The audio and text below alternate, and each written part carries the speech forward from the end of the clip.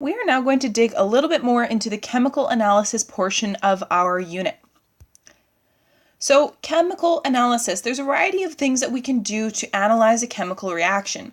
One is colorimetry. Now, colorimetry is analysis by color, and essentially we use the light that's emitted, absorbed, or transmitted by the chemical. Now, essentially, if a chemical exhibits a color, it's because that color is being reflected or the light is being reflected, and that color is what we see. Okay.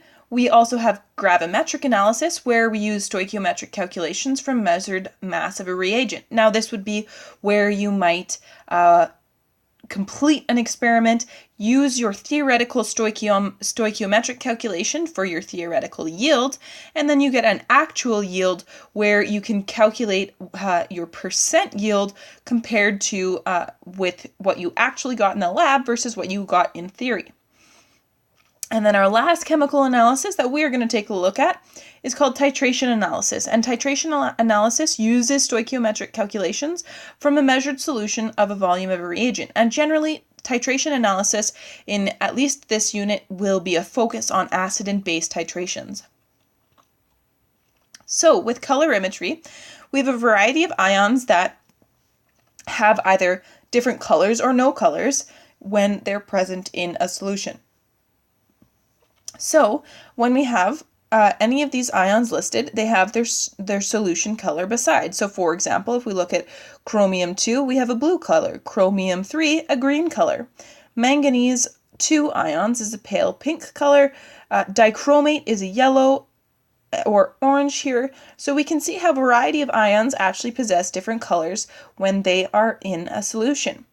Now, we call this, the idea of having a certain color present is colorimetry. Now, we use this tool called a spectrophotometer, or this concept of spectroscopy, where we measure the quantity of light absorbed at any desired visible wavelength, and that's when a light beam is passed through. So we have this fancy machine that has it, you can set it to a specific wavelength of light that's going to travel through that sample, and you can test the amount of reflection or refraction of that light to see what type of chemical is present and how much of the chemical is present in your sample.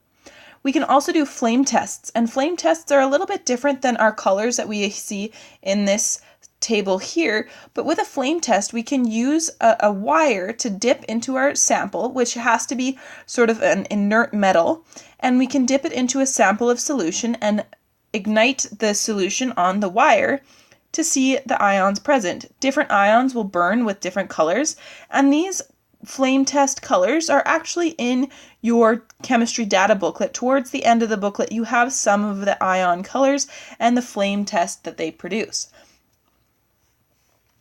Okay, so with gravimetric analysis, you might be able to see that in a lab, and essentially the only way to think about gravimetric analysis is through doing some sort of experiment or looking at some sort of data collected in the gravimetric analysis. Now, we also have part of gravimetric analysis is using what we know about limiting and excess reagents. Now, you might remember from our first lesson that a limiting reagent is a reactant whose entities are completely consumed in a reaction, meaning that the reaction stops when all of this reactant is used up. Okay, an excess reagent is the reactant whose entities, are present in surplus amounts, and they have some left over when the reaction ends. So the limiting reagent is what is sort of, we call it limiting reagent because it is the entity that prevents the reaction from going any further. The excess reagent makes it so that the limiting reagent can all be used up, essentially. Now, we have to be able to figure out which entity is our limiting versus our excess reagent. So we have a few calculations to look at to test how we can determine our limiting versus excess reagent. So let's take a look at this first example. In this example, notice that we have two entities with two variables given for each entity. So in this case, we don't have to calculate for an unknown molar value. We have the mass and molar mass for both of our two entities that we have. to test. But what we're asking now is which of these two entities is our limiting reagent? So essentially what we have to do is we have to calculate the number of moles of each of our entities and then compare it to the amount of moles that we actually have of our entities to see which one is limiting and excess. Now, that's kind of wordy and it doesn't really make a lot of sense until we jump into an example. So let's just begin and take a look at a practice problem here. So I am going to solve for my moles of copper. Oops, that's a bit blurry. My moles of copper first. Okay, I'm going to need to calculate the moles of both entities in order to compare them. Now, I'm going to just start with my copper. You can start with either. It doesn't matter which you start with. So my moles is equal to my mass over my molar mass. My mass is 10 grams. And my molar mass of copper solid is 63.55 grams per mole. When I calculate that, my moles is equal to 0.157 moles. Okay, so now that I've calculated the moles of my copper, and I'm going to write that moles of copper, I'm going to take a look, and actually let me just erase these letters here, and I'm going to do this in pink so we can see here. So I'm going to calculate now my moles of my silver nitrate. Same formula, 20 grams over my molar mass, which is given to me, luckily. Okay, so my moles, when I divide 20 divided by 169.88 grams per mole, I get my molar value to be 0.118 moles. Now, the one trick with determining a limiting and excess reagent is what I call comparing apples to apples rather than apples to oranges. And what I mean by that is I can't simply just look at these numbers and say 0.157 is larger than 0.118 because I'm comparing copper to silver nitrate. I need to compare copper to copper. And how do I do that? But our grand mole ratio. So I can then choose either one of my entities. I'm going to choose my silver nitrate just because I have more room on this side of my page. That's honestly the only reason why I'm choosing silver nitrate.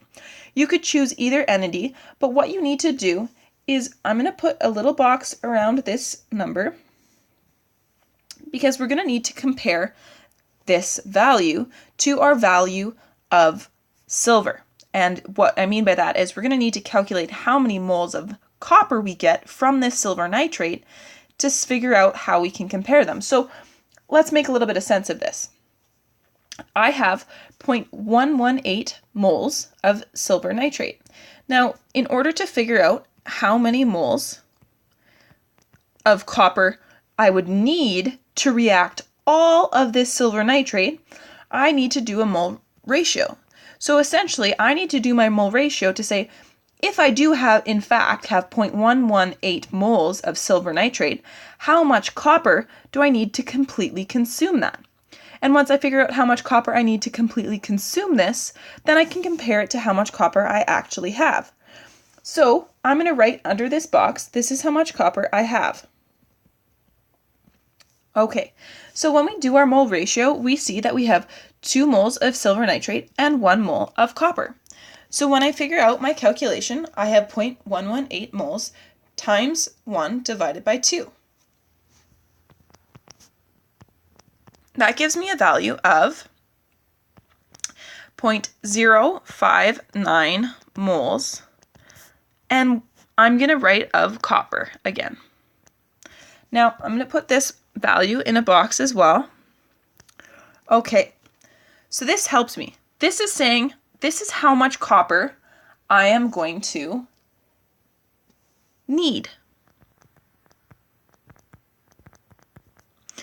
So when I compare the two values that I have in the two different boxes with how much I have versus how much I need, I see that I have more moles. I have 0.157 moles and I only need 0.059 moles. Because I have more than I need, I know that my excess reagent, so I have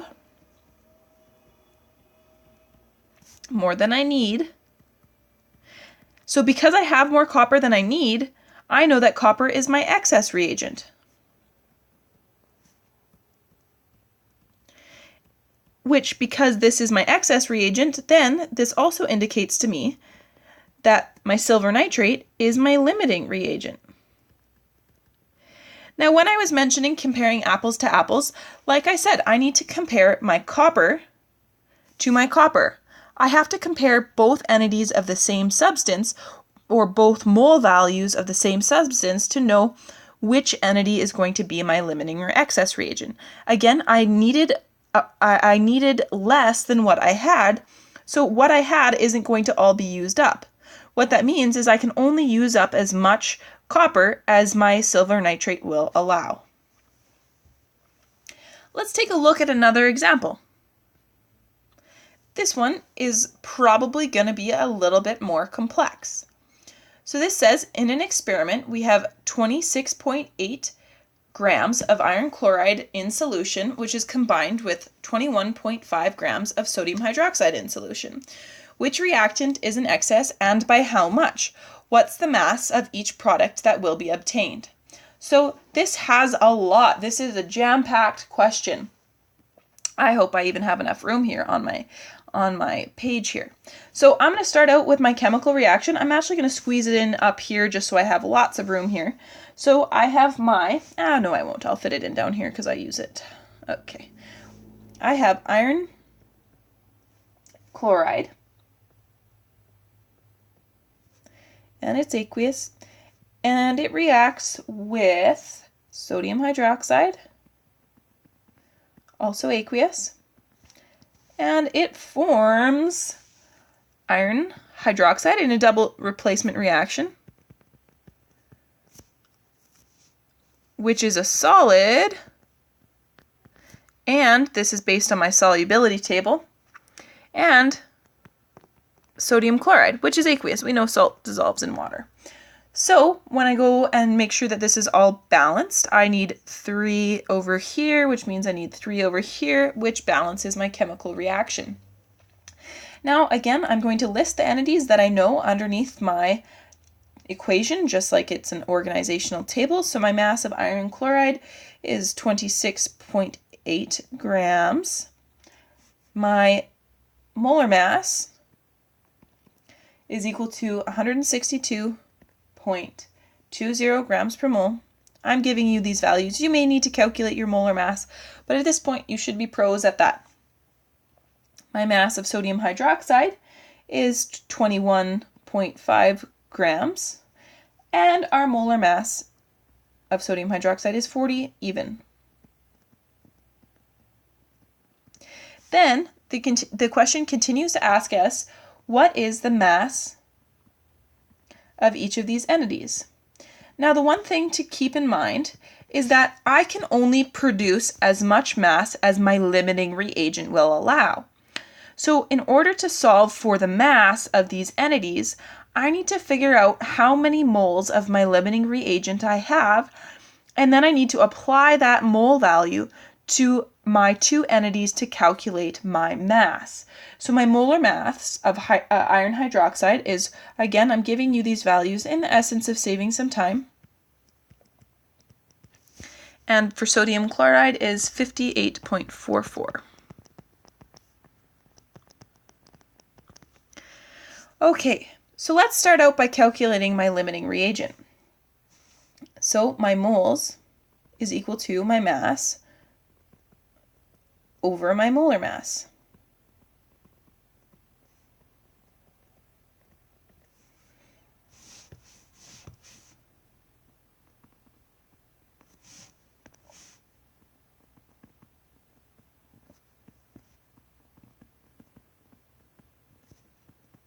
So when I solve for my first entity, or my iron chloride, I find that when I divide my mass divided by my molar mass, I get a value of equaling 0.165 moles.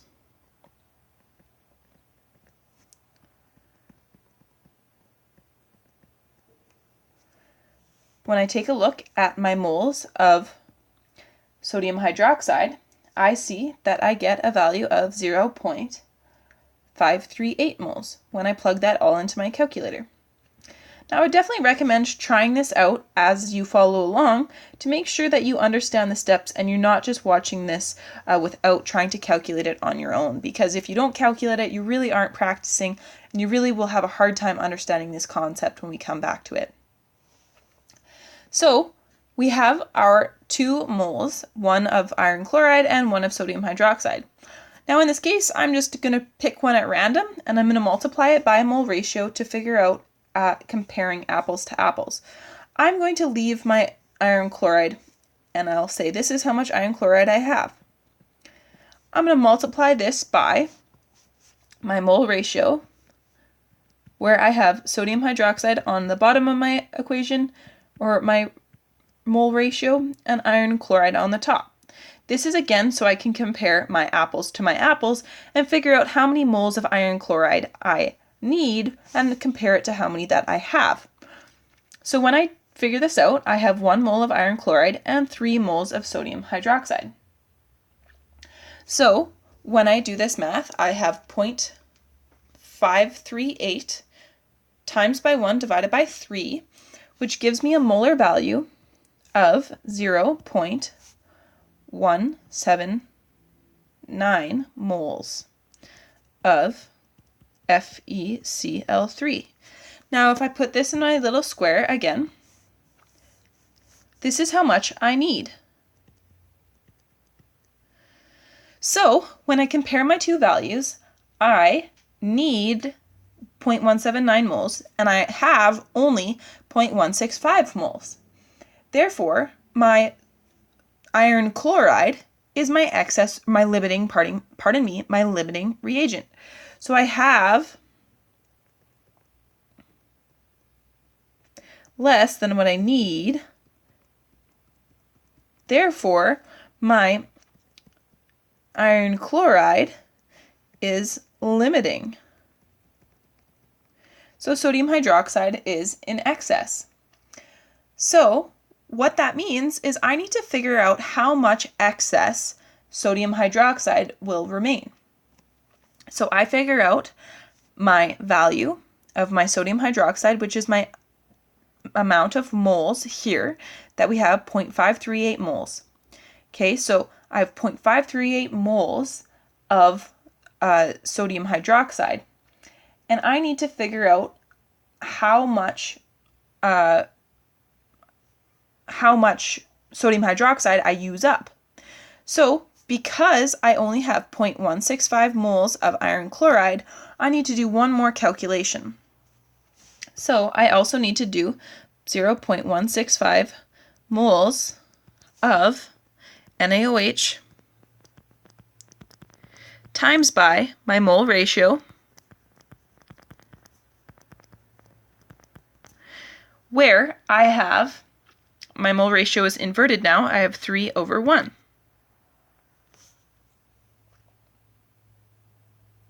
This gives me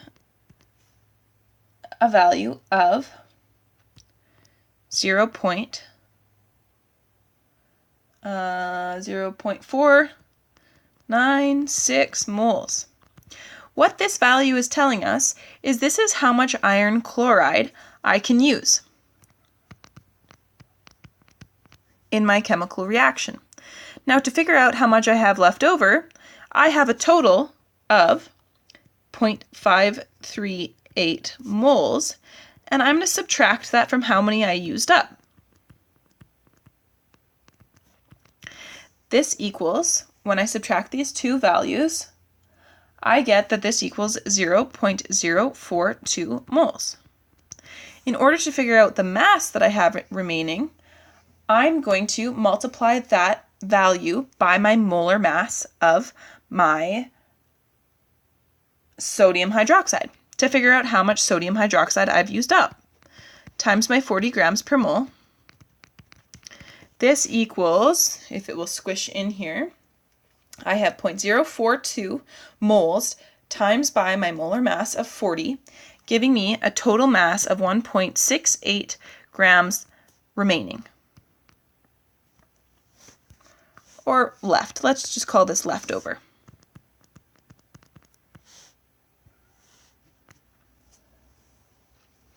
Okay, now that I know which is my limiting moles, okay, for my limiting reagent, I can now use this to calculate the number of moles and mass of my two other products. So this value here, I'm going to highlight this in red just so we can see. This is my limiting number of moles. I am then going to use my moles to calculate my mass of each entity.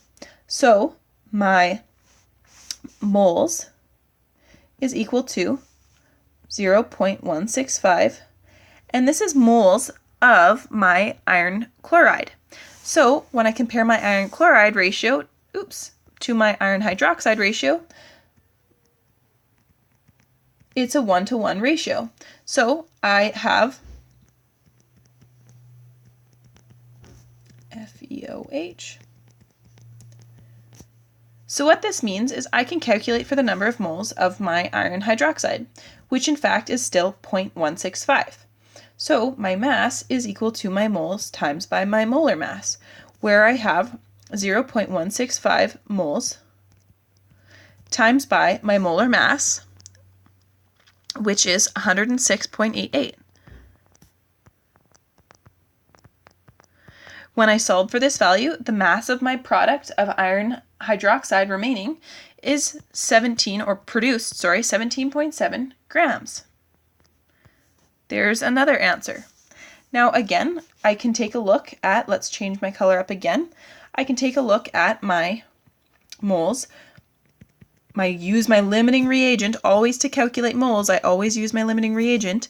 And in this case, I have my iron chloride on the bottom, and I have 1 mole of that, and I have 3 moles of sodium chloride. So when I get my number of moles, I get 0.165 times by 3 gives me 0.495 moles. And I'm going to then calculate my mass, which equals my moles times by my molar mass. So this equals 0.495 moles times by my molar mass, which is 58.44